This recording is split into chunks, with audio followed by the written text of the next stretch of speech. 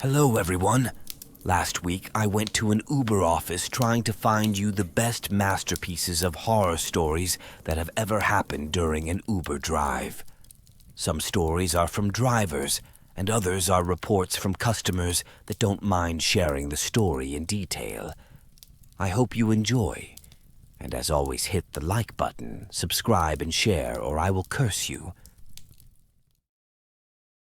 I'm John, and the story that I'm about to tell you illustrates exactly why some days it is better to stay at home. The story happened on a Sunday night that had everything to go right. I had a date with my crush at a fancy restaurant in my town. I had my very best clothes on. My hair was freshly cutted. Everything was perfect. The place of the city where the restaurant was located was always a mess, and finding a parking lot was nearly impossible. So I decided to take an Uber. I got myself ready right on time, requested the Uber, and went outside of my house waiting for the car to come. It was supposed to be a recent model of Toyota, a pretty normal car for an Uber. After about 5 minutes, the car came, and I already noticed something strange. The passenger's doors on the right side of the car were dented, a pretty unusual thing to see in an Uber car. As I get closer, I notice that paint on the hood of the car had scratch marks. Even though there's two strange things about the car, I just went inside anyways, because the plate was the right one, and my time to get to the date was counted. I did not ask the driver what have sinister his car like that. Maybe the guy had just have a car crash. I mean, it can happen to anyone. As I sat in the back of the car, the driver did not say a single word, and neither did I. My mind was full thinking about how the date is going to be. What should I say? What do I do if she wants to split the bill? But even though all this turbulence, I noticed one thing was wrong. We were going in the opposite direction of the restaurant. My heart stopped. I wasn't used to using Uber, and started questioning to myself if it was normal for the driver to take a different route. I decided to wait and see what happens while watching our location on Google Maps in my phone. But after roughly 5 minutes, I had to say something. We were now several miles away from my house, and even more from the restaurant, and I was supposed to be there in 10 minutes. I turned to the driver and said, "Hey, I think we are going in the wrong direction." He does not respond and keeps going in the same way. I was sweating, not knowing what to do. So I put the Google Maps voice out loud, hoping he would change the direction, but he just says, "We need to make a quick stop before dropping you off." I was terrified at this point. I do not know where we are. He is saying that we need to make a quick stop. I did not know the reason for that quick stop. I have never been in this side of the city. The windows of the houses here had rusty bars on it, and it looked like we're in a gang neighborhood. Then I look at the driver's door and see that the car had the kids' protections on. So I could not open the doors. I tried to open a window and it does not open. I was definitely being kidnapped in the most smooth way possible. But then my luck came for the first time this evening. A red traffic light. He stopped the car. I thought to myself, this is my opportunity to escape. I stretched myself to reach the button that unlocked the doors, and the man shouted, "What are you doing?" Tries to grab my arm, but it was too late. I opened the door and runned away the fastest I could, with the Uber driver yelling at me and calling me the worst names you can ever imagine. He tried to turn the car around and follow me, but the traffic was enough to stop him. Then, already a few streets away, I booked another Uber that took me to the restaurant. The result was me arriving at the date 30 minutes late, all sweaty, my hair was mess, and when I got there, my crush had already left. I send her a message, but she doesn't reply. I asked the waiter of the restaurant, and he told me that she had been there for 40 minutes waiting for me, and that she looked angry when she left. And that is why some days it is better to stay at home.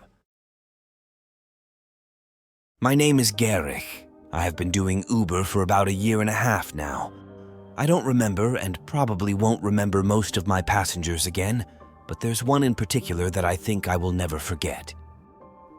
The day was November 17th of the year 2022, a particularly quiet night in the streets of London. The rain was tapping against the window consistently. and to my annoyance, I hadn't received any rides in the last 30 minutes.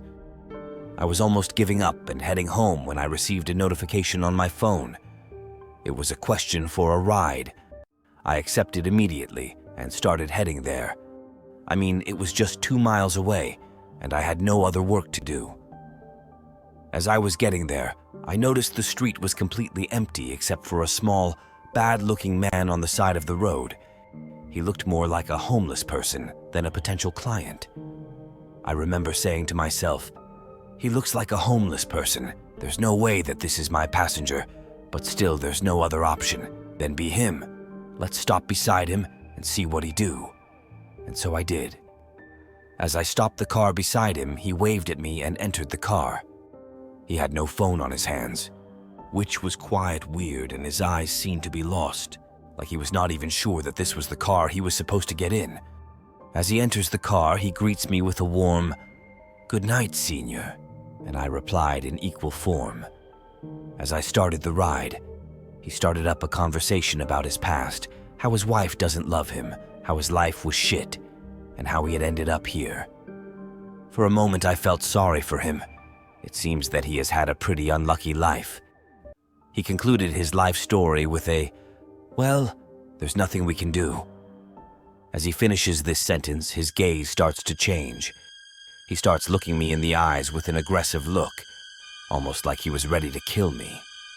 I felt nervous. I mean, this guy that I don't know from nowhere, after telling me his life story, almost crying, now starts looking at me like he wants to see me dead. I was about to ask what was wrong when he opened his mouth and with a high-pitched voice compared to before says, "You have a pretty nice car, you know," which I replied calmly, "Yeah, it's enough for the job." Nearly before I finish my sentence, he says, "You certainly have a pretty comfortable financial life to afford buying a car like this." Still with a high-pitched voice and passing his slightly hand over the tablier of the car. At this point, I was dying inside, not knowing what to do, fearing he must do something desperate. He can try to kill me at any time, and there's no way I can defend myself while I'm driving. Silence installs in the car for about 3 minutes that dragged on like 3 hours. Then all of a sudden he asks me, "Aren't you afraid of giving rides to strangers, especially at night?" My heart stopped questioning what was the right answer to this question. I can't say that I am afraid, because if I do that, he will definitely jump at me. It was then that I came up with the best reply ever. "No, I have no fear at all. I always keep my personal safety tool with me. Before they even try to move a finger, they are dead." Which he replies with a much more calm and normal voice. "You are right to do that. There are some crazy people out there." He didn't say any other word until the end of the drive. I think he didn't get that my personal safety tool was bluff and that I was dead if he tried to do something. Eventually, we reached the destination and I dropped him off. He got out of the car, waved at me, and disappeared into the night. I have never seen that man again since that day, and that is the story of the night shift I will never forget. This story happened 1 week after I moved to the big city, Manchester, which at the time for me was like the craziest experience ever. Since I have born and grew up in a small town, St. David's, I was not accustomed to the small things that nearly any town has. It all amazed me. The lights, the number of people on the streets, the attractions, and the fact that no matter the hour, there were always Uber drivers ready to pick you up in less than a minute. In St. David's, there was never an Uber disposable, and if there were, he was like 15 miles away, which was quite frustrating. Going back to the story, it was 2 in the morning and I was half drunk after a night of drinks with my friends. I thought it was enough fun for tonight since I had college the next day and decided to go home. I pick up my phone and booked an Uber drive. The driver appeared 1 minute after I finished booking the ride. I got in the car and there was a middle-aged man driving who didn't say a word as I entered the car, which for me was disrespectful. Since I came from a small town, the people in there were nice and kind to each other. Then he asks me, "You are not from here, aren't you?" Which I thought was quite weird. I didn't even open my mouth and he suspects that I am not from the city. Even though it was weird, I still replied, "No, I am not from here." He turned his head to me and said, "It's quite obvious." I was shocked and asked, "Why is it obvious?" He replies, "Well, you are looking at everything like a donkey looking at a palace. Normally, everyone in this city is bored of their life." While smiling at me, I was already quite embarrassed at this point when he turned to me and out of nowhere said, "You are very beautiful, you know. For you, I can suggest another payment method." I froze. The air in the car changed completely, from a cozy ambience to an abyss where I did not know what to do. I didn't respond and stayed quiet. He started messing around on his phone while driving. I was shaking inside, and to calm myself down, I also opened my phone and started messing around, not knowing what to do. I was scared to respond to his question, and now he looks like he is not interested in me anymore. That's when I received a notification from Uber app. "Your drive was canceled. Your refund will be done as soon as possible." My heart stopped. This guy was talking serious about the other payment method. I immediately thought of getting out of the car, but the doors were closed, and the only way to open them was in a child safety button near the driver window. I was trapped and there was no way out. Then he looks me in the eyes and says, "You know, money was never my problem, but there's one particular thing that has ever haunted me. But I think we can solve it tonight, can we?" I replied immediately, outraged, "No, what the fuck are you talking about? Drop me off now or I will report you to the Uber app." He didn't look surprised that I've said that. His face was bored, and he just said, "Okay, no problem," with a disappointed tone. He pulled to the side of the road and opened the doors for me to get out. I was surprised at how low resistance he had shown. I think he was just seeing if I slid to his game, but did not want to put himself in trouble. Since I have received the money back, I just ordered another Uber and went home.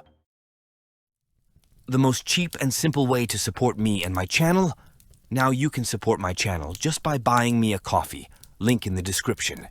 If you have enjoyed watching this video, like, subscribe and share, or I will curse you.